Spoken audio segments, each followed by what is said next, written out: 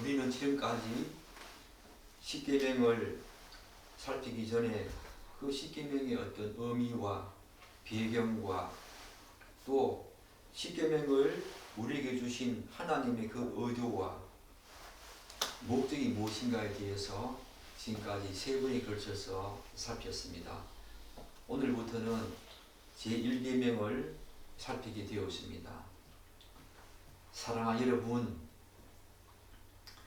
오늘날 이 기독교를 향한 사회 인식은 그리 우호적이지 않습니다.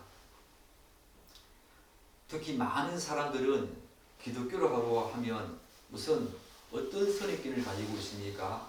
배타적이고 도성적이다라고 하는 이미지를 먼저 떠올립니다. 더욱 안타까운 사실은 이와 같은 평가가 교회 안에 있는 일부 성도들의 내면에도 서서히 스며들고 있다는 것입니다. 그 증거가 무엇입니까?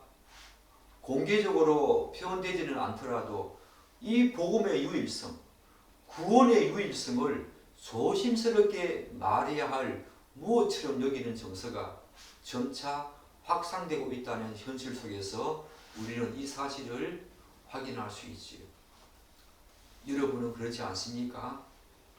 예수 안에 참된 구원이 있고 오직 예수님만이 우리의 구원주다라고 하는 사실들을 다른 사람들에게 서슴없이 주저함 없이 혹시 다른 사람이 어떻게 받아들일까라고 하는 그런 선입견이 없이 마음껏 선포할 수 있겠습니까? 교회 다니는 사람이든 그렇지 않든 이러한 불편한 인식을 형성하는 데는 제가 생각하기에는 여러 가지 요인이 있다고 생각합니다. 그 가운데 우리가 살피게 될 이 1계명이 가지고 있는 지나친 배타성, 그것을 부인할 수 없겠지요. 물론 오직 구원은 예수 그리스도 그분에게만 있다라고 하는 그 배타성도, 그 유일성도, 그 극단적인 어떤 진리도 많은 사람들에게 배타적인 그런 오해를 또한 기독교에 대한 부정적인 인식을 심어주는데 한몫했겠지만 또 우리의 삶도 그렇지요. 우리가 그렇게 살아내지 못했기 때문에 그렇기도 하겠지만 오늘 우리가 살피게 될 너는 나 외에는 다른 신들을 내게 두지 말라. 절대로 너는 나 외에는 다른 신들을 내게 두지 말라 라고 하는 이 계명에도 많은 사람들이 배타성을 느끼면서 기독교에 대한 우호적인 반응을 보내지 않는다. 저는 그렇게 생각합니다. 우리가 그런데 이 지점에서 1계명과 관련한 그리고 오해하고 있는 그런 부분들을 저는 반드시 피력하고 싶은 부분이 있습니다. 그것은 많은 사람들이 오해하는 이 기독교의 배타성은 불합리하거나 도저히 납득할 수 없는 독선적인 주장이 아니라 또한 폐쇄적인 고집이 아니라 계시된 진리에 대한 신실한 고백이라는 것입니다. 이게 무슨 말씀입니까? 이것이 인간이 지어낸 인간의 이성적인 지식과 지혜가 발로 된 하나의 표현이 아니라 이 배타성은 그런 독선적인 주장과 폐쇄적인 고집이 아니라 하나님께서 계시된 진리에 의해서 우리에게 고백하도록 하신 계명이라는 것입니다. 그 이유는 다음과 같은 두 가지 근거에서 유념합니다. 첫째는 뭐냐면 이 배타성이 우리가 생각하는 것처럼 그런 불합리한 점이 아닌 이유는 성경이 말하는 이 배타성은 인간의 우월의식에서 나온 독선이 아니기 때문입니다. 오히려 성경이 전하는 하나님의 자기 계시, 곧 창조주 하나님의 유일성과 절대성에 근거한 신학적인 선언입니다. 사랑하는 여러분, 한번 생각해 보십시오.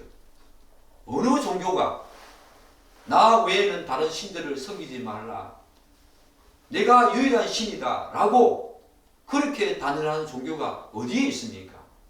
오직 기독교, 우리가 믿는 유일한 하나님만이 스스로 나 외에는 다른 신들을 절대로 섬기지 말라, 이런 자기 계시를 하고 있다는 것은 우리에게 던져주는 의미가 있지 않습니까? 다른 종교에는 이런 말이 없다는 것입니다. 만일 하나님이 참으로 하나님이시라면 그분은 여러 선택지 가운데 하나로 제실될 수 있는 존재가 아니지요. 하나님은 인간의 필요에 따라 선택되거나 상황에 맞추어서 우리가 교체할 수 있는 종교적인 대상이 아닙니다. 여기에서 기독교의 배타성이 나오는 것입니다. 우리의 우월의식에 의해서 기독교가 다른 종교보다 더 우월하다, 이런 식의 우월의식 속에서 나온 독단적인 배타성이 아니라 기독교의 하나님만이, 당신이 나만이 유일한 하나님이다, 나 외에는 절대로 다른 신들을 섬기지 말라, 다른 종교에는, 그 종교의 창시자는 이런 말씀을 하신 적이 없습니다. 바로 하나님만의 자기 계시가 종교적인 우리가 믿는 이 기독교의 배타성에서 조금 오해되는 부분이 있지만 이 기독교의 배타성이 거기서 연연하기 때문에 우리가 생각하는 이 불합리하고 우리가 도저히 납득할 수 없는 배타성은 아니라는 것입니다. 둘째로 또 이 기독교의 배타성이 우리가 생각하는 그런 불합리한 점이 아닌 것은 유일한 존재에 대한 충성의 고백이기 때문입니다. 이 기독교의 배타성은 유일한 하나님, 바로 창조주, 유일한 존재에 대한 그분을 향한 충성의 고백이기 때문입니다. 우리는 하나님을 선호하는 대상이 아니라 경배와 예배의 대상으로 섬기고 있습니다. 선호는 취향의 문제지만 경배는 존재의 문제입니다. 선호는 바뀔 수 있지만 우리가 무엇인가를 선호한다는 것은 충분히 변경할 수 있지만 경배는 삶 전체를 규정하기 때문에 절대로 바꿀 수 없고 변경할 수 없다는 것입니다. 그러므로 하나님이 만약에 유일하시다면 그분은 우리의 삶의 일부 영역을 차지하는 것이 아니라 우리의 삶 전체를 다 차지하는 그런 분으로, 그런 중심으로 서야 하지요. 그래서 하나님께서는 이 말씀을 통해서 너는 나 외에는 다른 신들을 내게 두지 말라, 이런 기독교적인 배타성을 통해서 오로지 그분에게만 충성하라. 그래서 우리가 잘 알고 있듯이 마음과 뜻과 네 목숨까지 다해서 하나님을 사랑하라, 이런 말씀이 다른 종교에 있습니까? 부처님이 이런 말씀하셨습니까? 공자님이 그렇게 말씀하셨습니까? 나 외에는 다른 신들 섬기지 말라, 나를 위해서 마음과 목숨과 뜻을 다 해서 섬겨라, 그런 말씀 하신 적이 있습니까? 기독교만이 유일합니다. 바로 이 기독교의 배타성은 유일한 존재에 대한 충성의 고백이기 때문에, 그분이 유일한 신이기 때문에 우리에게 이런 식의 배타성을 통해서 충성을 요구하는 것입니다. 그러므로 기독교의 배타성은 인간이 생각하는 것처럼 불합리하거나 폐쇄적인 고집, 그런 내용들이 아니라는 것입니다. 이런 관점을 바탕으로 이제 우리는 십계명의 첫 계명 살피면서 왜 하나님께서 이 기독교적인 배타성, 많은 사람들이 기독교에 대해서 부정적인 시각을 가지게 한 이 기독교적인 배타성 중에 하나인 1계명, 너는 나 외에는 다른 신들을 절대로 내게 두지 말라라고 하신 이 말씀, 이 말씀이 담고 있는 신학적이고 목회적인 의도를 함께 짚어보고자 합니다. 그 안에는 배타적인 명령이 아니라 언약의 하나님께서 우리 하나님의 백성들을 보호하시려는 사랑의 선언이 담겨 있다는 사실들을 우리는 이 1계명을 통해서 알아야 합니다. 특별히 1계명이 너무 중요한 것은, 사랑하는 여러분, 도미노 잘 알지 않습니까? 첫 번째 도미노를 넘어뜨리면 모든 도미노들이 점차적으로 싹 넘어지는 것처럼 우리가 이 1계명을 제대로 이해하지 못하면 다른 모든 계명들도 왜곡되고 그릇되게 오해할 수 있습니다. 1계명을 제대로 못 지키는 사람은 2계명부터 10계명까지 제대로 지킬 수가 없습니다. 그만큼 1계명은 너무나 중요하고 첫 계명이기 때문에 중요하지만 이 선언 자체가 너무 중요하기 때문에 사랑하는 여러분에게 부탁합니다. 1계명의 내용을 잘 이야기해서 우리가 성령의 조명하심을 간절히 바라면서 1계명을 살피도록 하겠습니다. 강조컨대 1계명을 히브리어 원문으로 옮기면 이런 뜻입니다. 우리말에는 너는 나 외에는 다른 신들을 내게 두지 말라 이렇게 번역했지만 영어 성경과 헬라어 원문에는 이렇게 되어 있습니다. 너에게는 나의 면전에서, 영어로 before me라고 되어 있지요. 우리말에는 나 외에는 이라고 되어 있지만 너에게는 나의 면전에서 다른 신들이 있어서는 안 된다. 내 눈앞에, 내 면전에서, 하나님 면전에서 before me, 내 앞에 다른 신들을 절대로 있어서는 안 된다라는 말씀입니다.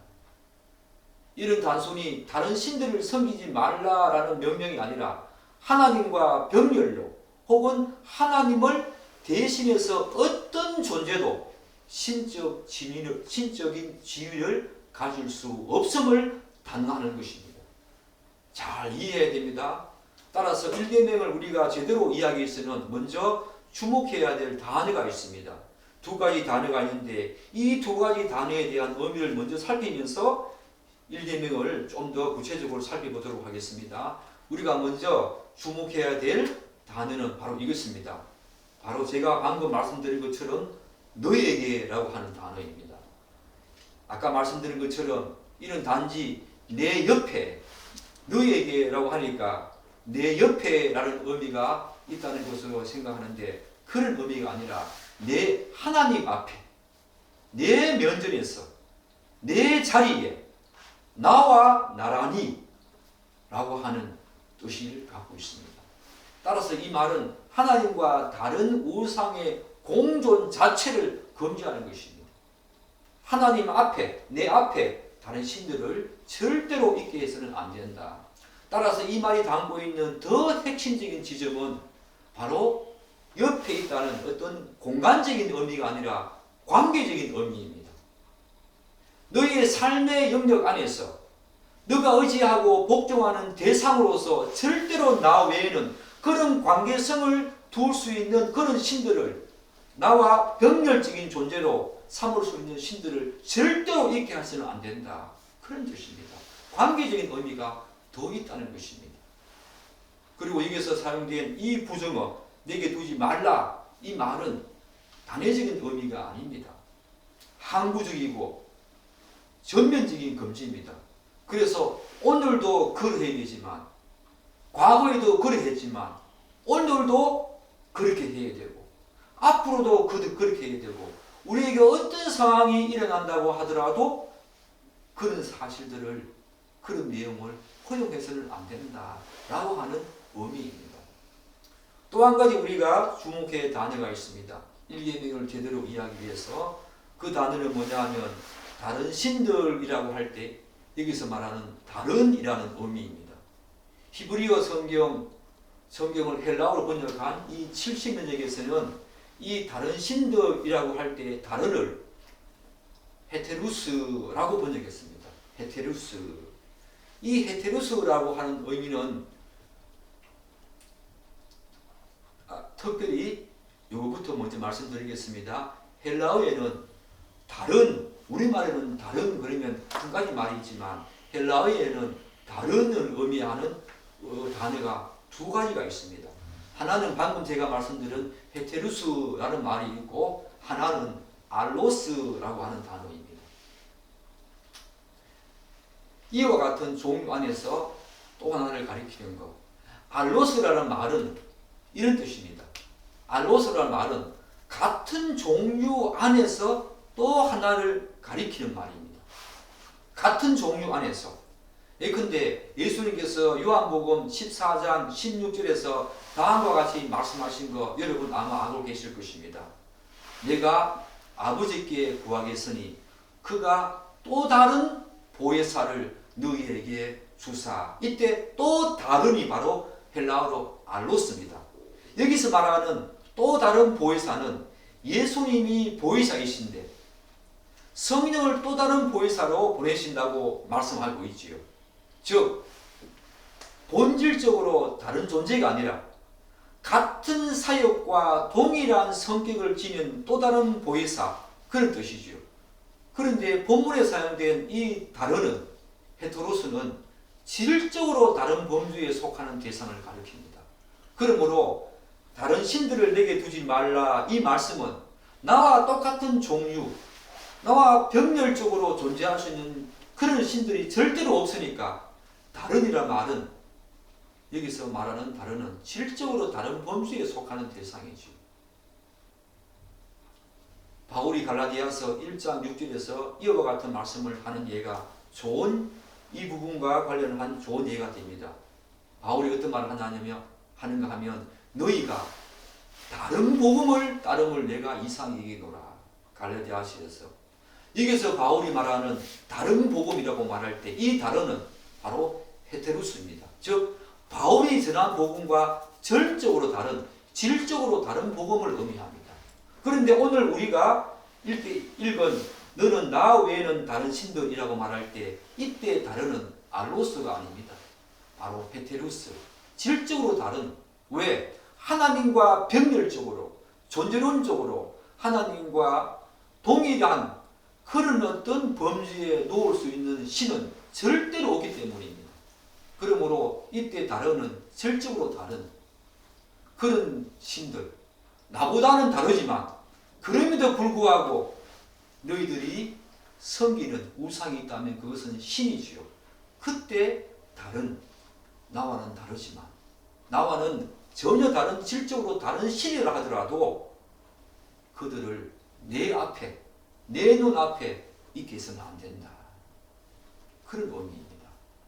사랑하는 여러분, 왜 이런 구분이 중요합니까?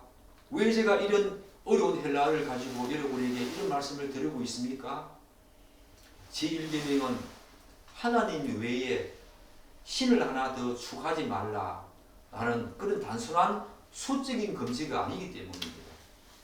내 말고 하나 더 이런 수적으로 더 많은 신들을 두지 말라, 그런 의미가 아니기 때문입니다. 그리고 하나님을 여러 신들 가운데 가장 우월한 존재로 인정하라는 말도 아닙니다. 아니지요. 하나님은 다른 신들과 우리가 인간이 만든 우상과 질적으로, 존재론적으로 다르기 때문에 하나님이 그들 가운데서 조금 우월하다, 우월한 존재다. 그렇기 때문에 다른 신들을 내게 두지 말라, 그런 뜻도 아니라는 것입니다. 오히려 이 말씀은 하나님은 창조주시기 때문에 아무리 타고난 신이라고 하더라도 그분과 동격으로 인정할 수 있는 존재가 없다는 사실을 전제하시면서 이 말씀을 하고 있다는 것입니다. 뿐만 아니라 하나님은 언약의 주권자이시기 때문에 그분과 전혀 다른 범주의 존재 자리에, 신의 자리에 다른 어떤 것을 두면 안 된다. 왜냐하면 그 자체가 모순이기 때문이지. 사랑하는 여러분, 이 두 단어를 우리가 지금까지 어떤 의미인가 살펴보았는데 1계명에 대한 내용들 여러분이 읽을 때에 그렇게 읽었습니까?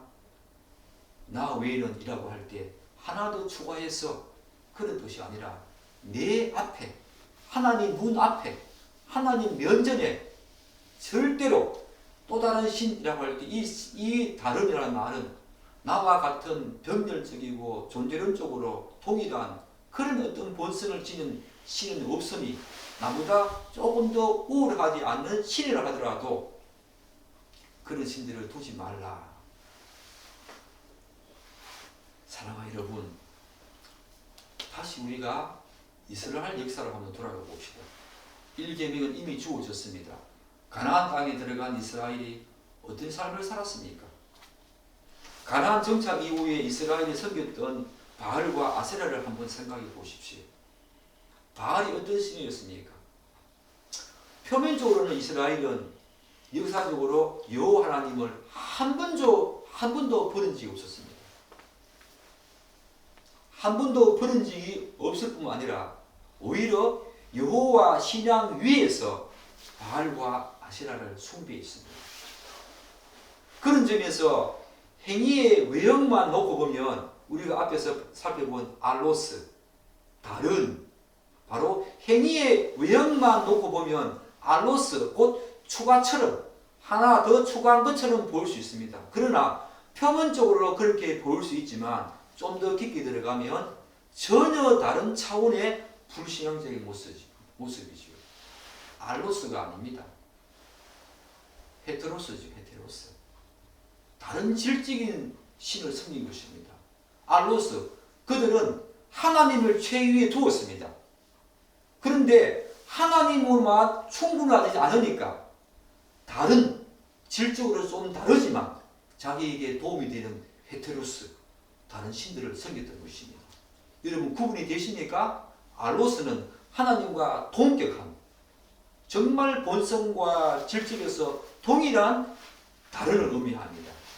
그때 그 다른이 아니라 하나님께서 이스라엘 백성들을 그렇게 징계하시고 불신앙적인 모습을 우상을 섬겼을 때 영적 간음이라고 지적하시면서 그들을 그렇게 질책하시고 때리고 징계하시고 형벌을 가한 이유는 하나님을 최우위에 두는 그런 어떤 여호와 신앙을 가지고 있었지만 질적으로 다른 신들을 바알과 아세라를 하나님 앞에 두었기 때문입니다.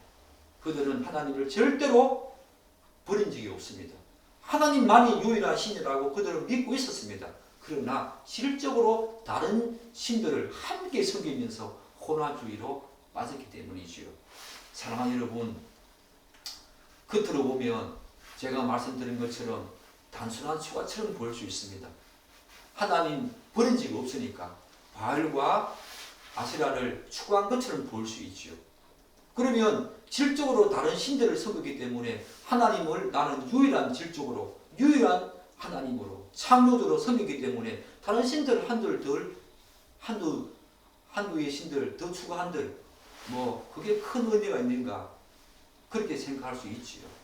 그러나 실제로는 창조주 하나님을 자연의 신들, 우리가 쉽게 말하는 범신론이라든지 바알과 아세라와 같은 이런 인간이 만든 신들과 같은 범주에 놓았다는 행위, 그 점에서 그들은 단순한 병렬이 아니라 개념 자체를 왜곡하는 근본적인 불신앙을 보였습니다. 비록 그들은 여호와 하나님을 가장 최고의 유일한 신으로 섬겼지만 실제로 그들의 삶의 영역에서 바알과 아세라를 섬기는 그 우상 숭배를 하는 과정 속에서는 하나님과 동격으로 놓았습니다. 하나님은 그 사실을 너무나 가증스럽게 여기시는 것이죠. 그래서 많은 선지자들은 이를 단순한 종교적인 혼합이 아니라 영적인 간음으로 불렀습니다. 그러므로 문제는 하나님을 조금 덜 사랑한 데 있지 않았습니다. 하나님이 아닌 것을 하나님 자리에 세운 것이요. 이것이 곧 언약 파괴였습니다. 이러한 측면에서 우리는 일계명을 고찰해야 합니다.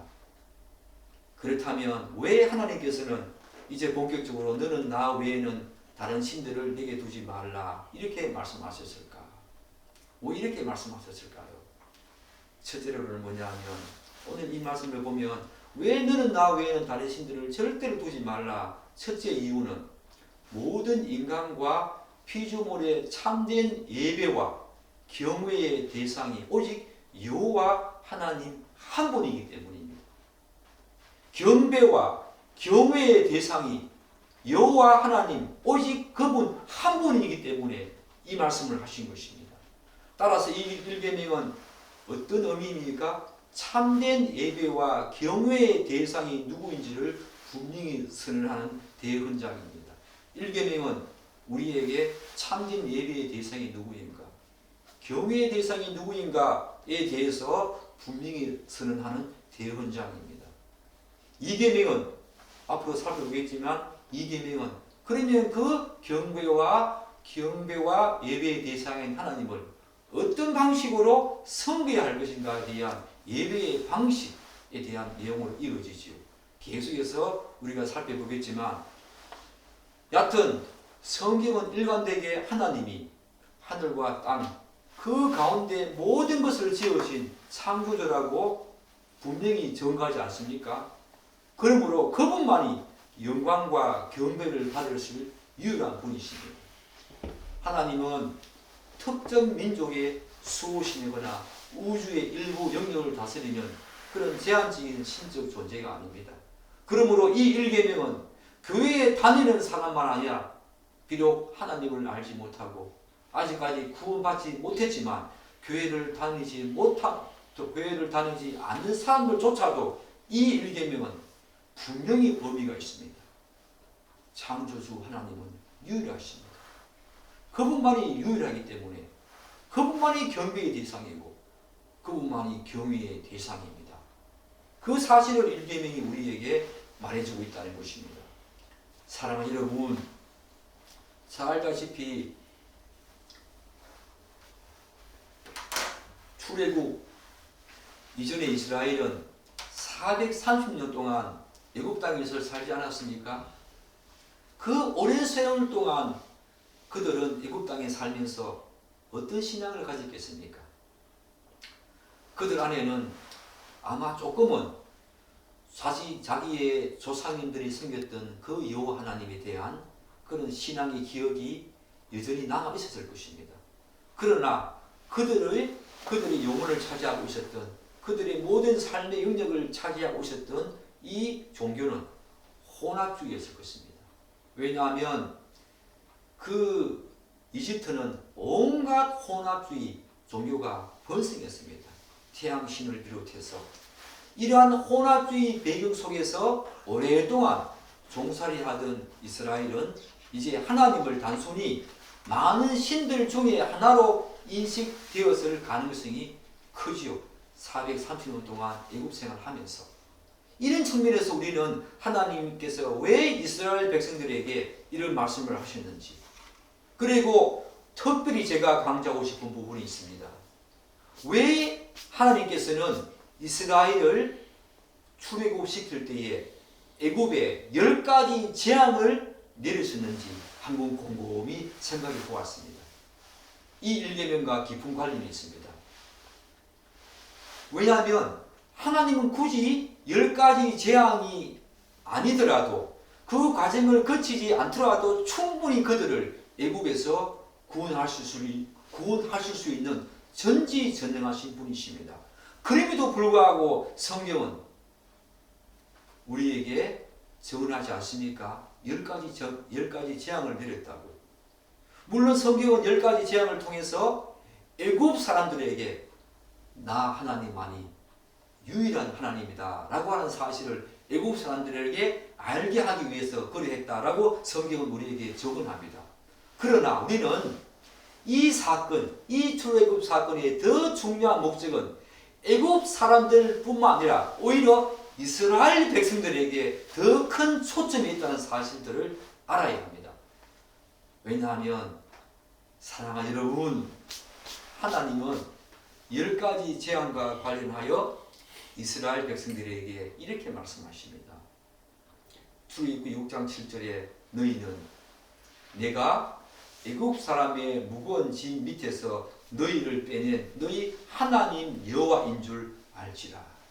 10가지 재앙을 내리기 전에 내가 앞으로 10가지 재앙을 내릴 텐데 이 10가지 재앙을 보고 그동안 430년 동안 그 무수한 세월 동안 혼합주의에서 여호와 신앙은 조금 남아 있었겠지만 그 여호와 신앙과 함께 온갖 우상들을 섬겼던 그 혼합주의에 젖어있던 이스라엘 백성들에게 이 10가지 재앙을 직접 시청각 교육으로 보여주심으로 말미암아 너희 이스라엘 백성들이 이제 나 하나님만이 유일한 여호와인 줄 너희가 알게 하기 위해서 10가지 재앙을 내린다. 이렇게 말씀하십니다. 10가지 재앙, 제가 다시 말씀드립니다. 10가지 재앙을 내리시지 않아도 하나님은 그들을 애굽에서 충분히 구원해낼 수 있는 전지전능하신 능력과 권세를 가지신 분인데 왜 이 10가지 재앙을 내렸는가? 애국 사람들에게는 그들의 섬기는 우상이 아니라 하나님만이 유일한 신임을 알게 하시기 위해서 이스라엘 백성들에게도 마찬가지입니다. 혼합 구이에 젖어있던 그들에게 이 10가지 재앙을 통해서 보고 듣고 하는 이 놀라운 시청과 교육을 통해서 나 여호와 하나님만이 너희들이 섬길 유일한 하나님이다 라고 하는 사실들을 그들에게 알려주기 위해서 10가지 재앙을 내리신 것입니다. 그러므로 출애굽 사건은 단순한 역사적인 탈출 사건이 아니지. 참 하나님이 누구시며 참 예배의 대상이 누구인지를 공식적으로 선포하신 후속사적인 계시입니다. 우리는 10가지 재앙을 후속사적인 그런 어떤 계시의 차원에서 바라보아야 합니다.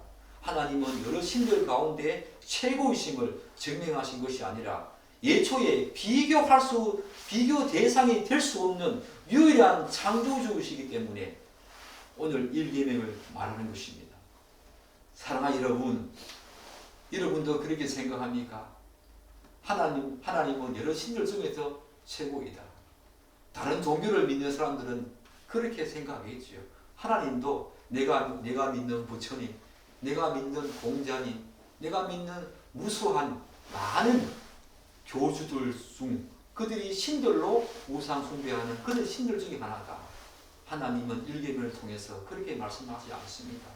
다른 신들, 질적으로 전혀 다른 신들, 그들조차 나에게 두지 마라. 하나님과 존재론적으로 병렬적으로 존재할 수 있는, 놓을 수 있는 그 자리에 신적 권위를 부여할 수 있는 신은 없습니다. 그러므로 하나님께서는 이렇게 말씀하시는 거지요. 사랑하는 여러분, 이 사실을 알 때 기독교적인 배타성이 인간이 생각하기에 불합리합니까?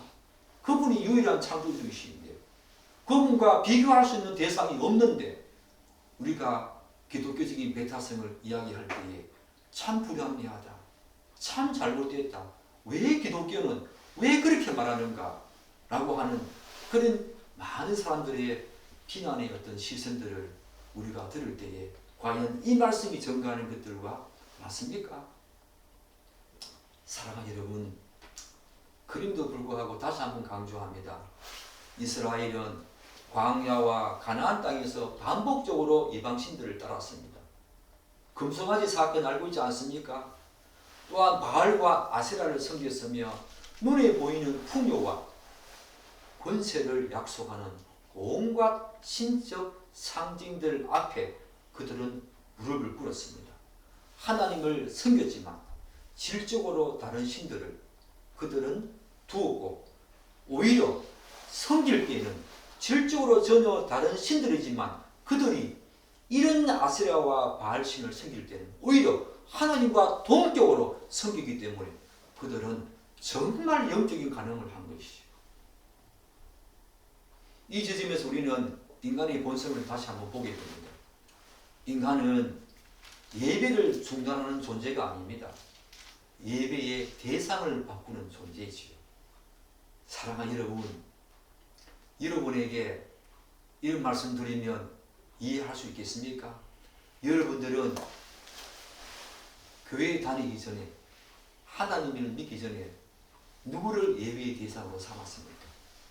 아마 어떤 분들은 부처님, 또 어떤 분들은 유교에 심취해 계신 분들은 또 뭐 공자님, 다른 많은 벌신론들을 종교의 대상으로 삼고 예배의 대상으로 삼고 심지어 나는 그런 것조차 없었다라고 하는 사람들은 자기 자신을 예배의 대상으로 삼았습니다. 자기 자신을 믿고 살았습니다. 내가 내 능력으로 뭔가 할 수 있다. 내가 내 삶의 주인이다 라고 생각하는 그 순간에 예배의 대상은 자신인 것입니다. 그러므로 인간은 한 번도 예배를 중단하는 존재가 아니었습니다. 예배를 중단하는 존재는 인간은 없습니다. 단지 예배의 대상만 바꾸는 존재가 있지요. 창조주를 경외하도록 지어받았으나 타인으로 또 인간이 만든 우상으로 피조물을 절대화하면서 그것들을 섬겼지요.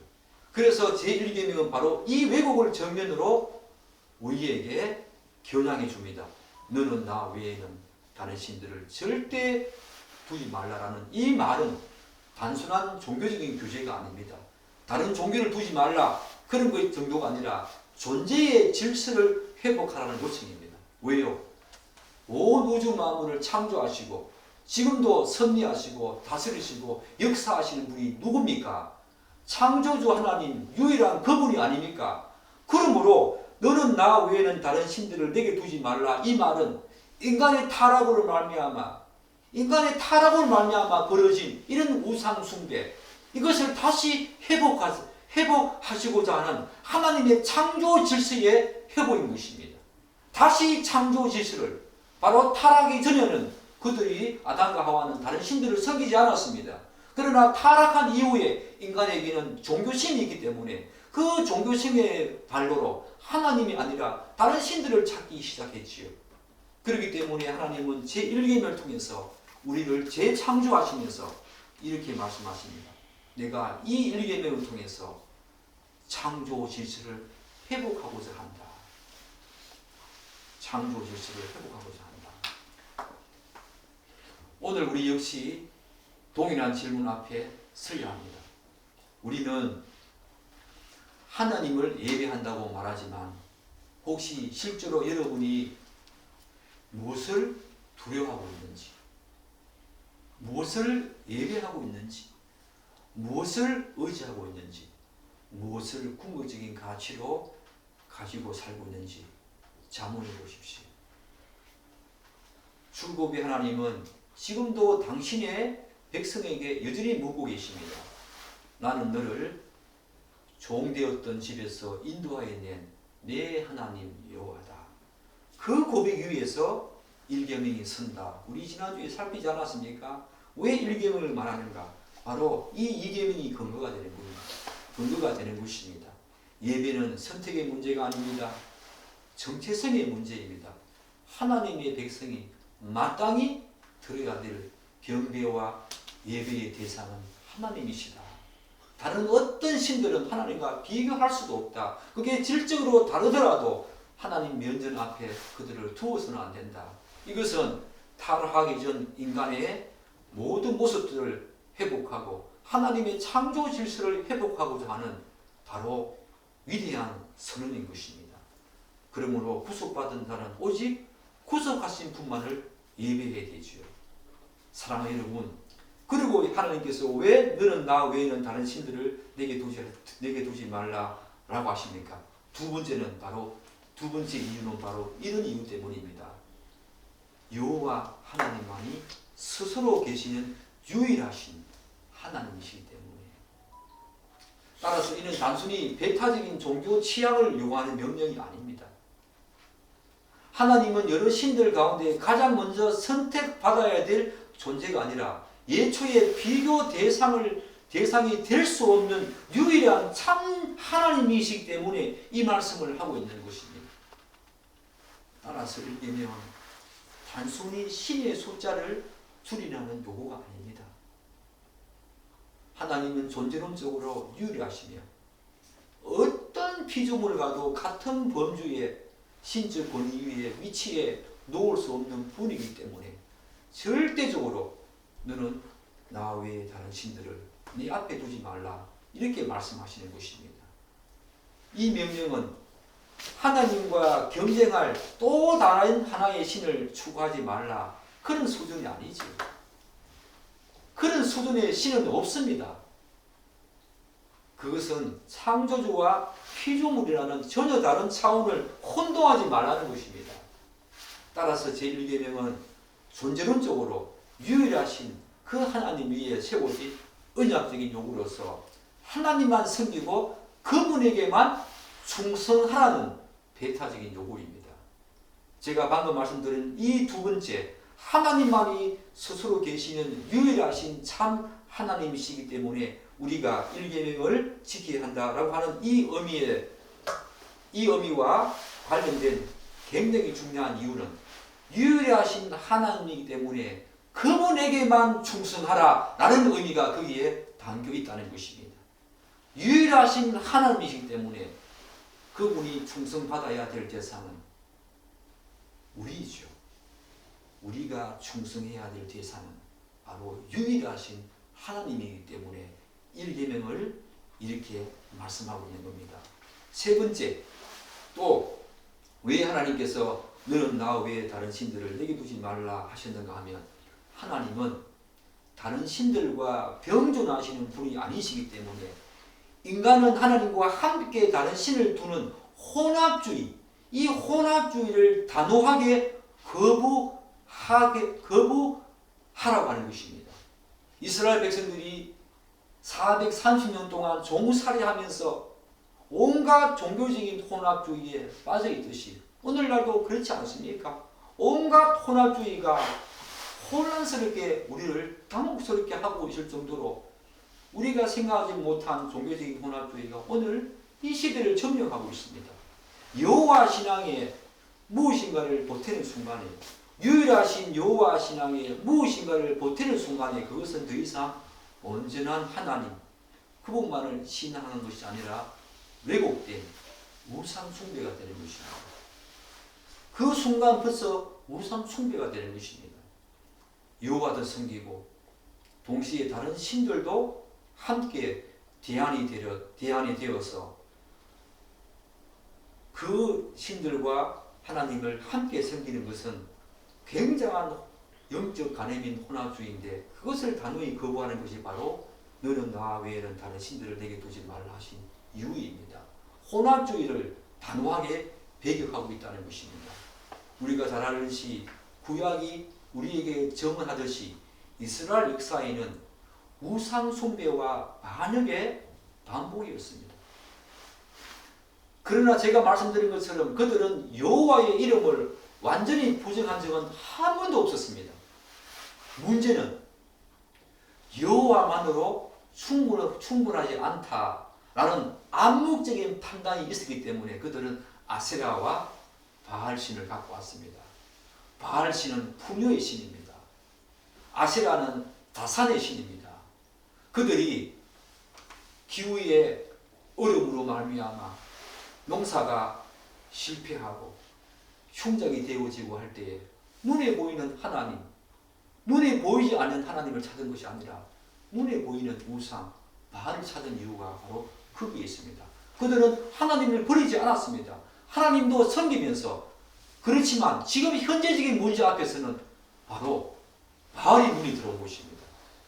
바알이 질적으로 다른 신이지만, 그러나 곧 그 현재적인 순간에는 흉작이 들고 또 풍요를 기원할 때는 바알을 하나님의 위치에 놓고 똑같은 질적인 위치에 놓고 바알을 섬겼다는 것입니다. 그게 바로 혼합주의입니다. 우리의 생활 가운데서 365일 동안에 364일을 전적으로 하나님만을 섬겼다 하더라도 어떤 문제가 터졌는데, 여러분과 저에게 예기치 않는 문제가 생겼을 때에 첫 번째 의지하는 존재, 첫 번째 전화를 하고 요청을 하고 그 문제 해결의 답을 찾으러 가는 존재가 하나님이십니까? 아니면 사람입니까? 하나님이 아니라면 여러분은 혼합주의입니다. 그 사람이 여러분에게 신이 된 것입니다. 그런 것입니다. 그러므로 이 1계명은 우리에게 너무너무 많은 도전을 줍니다. 여러분에게 어려운 문제 앞에서 누구를 의지합니까? 누구를 먼저 찾습니까? 누구에게 먼저 도움을 구합니까? 여러분의 최우선의 가치가 누구입니까? 그런 것을 생각해 볼 때에 우리는 1계명을 많이 어기고 있고 또 어겼습니다. 결국 이스라엘의 문제는, 그리고 우리의 문제는 여호와를 부정하는 것이 아니라 여호와를 상대화한 것입니다. 언약은 유지한다고 말하면서 그들의 세계관은 어느새 가나안의 질서로 재편되었습니다. 그들은 하나님을 최고 신으로 인정한다고 생각했을지는 모르지만 실제 그들의 삶의 구조 속에는 하나님을 대안 중의 하나로 전락시켰던 것입니다. 마지막으로 왜 하나님께서는 너는 나 외에는 다른 신들을 내게 두지 말라 하셨는가 하면, 오직 하나님만이 유일한 주권자이시며 궁극적인 통치권과 왕권적 지위를 왕권적 권위를 지니신 분이기 때문입니다. 즉 그분이 이 땅을 통치하시고 왕적인 권위를 가지고 주권적으로 다스리고 있기 때문입니다. 이것은 신앙의 선택 문제가 아니라 존재의 근본 문제에 대한 고백이지요. 우리는 이 사실을 무엇보다도 창조 신앙에서 확인할 수 있습니다. 하나님께서는 천지를 창조하셨다라는 이 고백은 단지 우주의 기원이 또한 우주의 기원을 문장이나 말로 표현하는 정도가 아니지요. 그것은 하나님만이 만물의 근원이시며 동시에 그분이 만물의 근원이시기 때문에 모든 만물은 그분의 주권적인 통치와 다스림 속에서 섭리되어지고 흘러간다는 선언이지요. 창조는 곧 통치의 기초입니다. 창조주시기 때문에 그분은 주권자이십니다. 사랑하는 여러분, 그러므로 너는 나 외에는 다른 신들을 내게 두지 말라라고 하는 그 이유는 바로 하나님이 창조주이시고 그분이 지금도 이 역사를 주권적으로 통치하시고 다스리는 왕권적 권위를 유일하게 가지고 계신 분이기 때문입니다. 사랑하는 여러분, 말씀을 맺으면서 우리가 입버릇처럼 내뱉은 말을 한 가지 상기하고자 합니다. 그것은 저도 많이 이런 말을 입버릇처럼 내뱉었습니다. 구약 성경을 읽을 때마다 왜 이스라엘은 하나님 이외에 다른 우상들을 그렇게 많이 섬겼을까? 속된 말로 말하면 하나님께 그렇게 두들겨 맞으면서 그럼에도 불구하고 세월이 지나면 또 우상을 숭배하고 바알을 섬기고 아세라를 섬겼을까? 그런 말을 입버릇처럼 내뱉지 않습니까? 곧 자신은 그렇지 않다고 자신은 배제하면서 그렇지 않습니다. 저는 이 말씀을 묵상하면서 제가 바로 이스라엘 백성들보다 더하면 더하지 덜하지는 않았겠다 라는 생각을 했습니다. 그러나 1계명은 과거 이스라엘 백성들에게만 해당되는 말이 아님을 여러분들은 오늘 이 말씀을 통해서 잘 알았을 것입니다. 오히려 오늘날은 더 다양하고 교묘한 양상으로 하나님의 자리를 다른 유무형의 존재들이 자리 잡고 있지요. 예수를 믿지 않는 사람들은 하나님 위에 수많은 대안적 요소들을 찾고 있습니다. 그리고 자신의 삶에 그것들을 수용하고 있지요. 그것을 더 믿고 의지하고 있습니다.